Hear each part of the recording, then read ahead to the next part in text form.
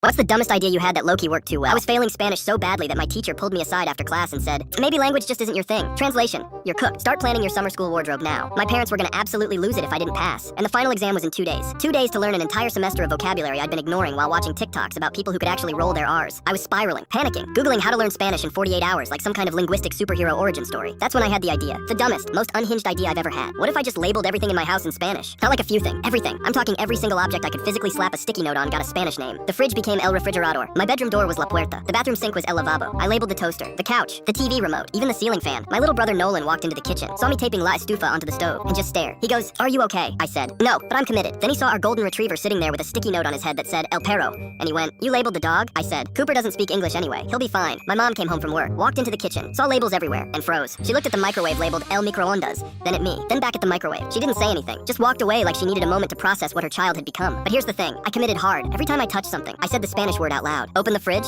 El Refrigerador. Grabbed a cup, El Vaso. Sat on the couch, El Sofa. My dad thought I was having a breakdown. He goes, "Why are you narrating your life in Spanish?" I said, "Because I'm about to fail. Dad, and this is all I've got." By day 2, I was walking around the house like a possessed Duolingo owl. I'd open a door and whisper La Puerta like it was a prayer. My brain started automatically translating everything. I'd see the lamp and think La Lampara before I even realized I was doing it. Nolan started quizzing me as a joke, pointing at random stuff going, "What's that?" And I'd fire back immediately. El Espejo, La Sila, El Libro. He looked genuinely impressed, which for a little brother is basically a Pulitzer Prize. Exam day comes. I walk in feeling like I either just studied really effectively or completely lost my mind. Probably both. The test starts, and I'm flying through it. Vocabulary section, done. Conjugations, easy. I'm reading questions and hearing my own voice in my head going La Mesa, El Telefono, La Ventana like a Spanish sleep paralysis demon. I finish early, turn it in, and my teacher grades it right there. She looks up at me, confused, and goes, "Did you cheat?" I said, "What? No, I studied." She squints at me like I just confessed to a crime. "You gotta be. You were failing 2 days ago." I said, "Yeah." I labeled my entire house and walked around saying everything in Spanish for 48 hours. She blinked. "You what?" So she makes me retake it, right there, verbally. She points at her desk and goes, "What's this?" El Escritorio. Points at the window. La Ventana. Points at her coffee mug. La Taza. She's just staring at me now like I'm some kind of accidental genius or a sleeper agent who got activated. I passed the verbal test too. She sits back in her chair, shakes her head, and goes, "I don't even know what to say." I said, "You could say congrats." She didn't though.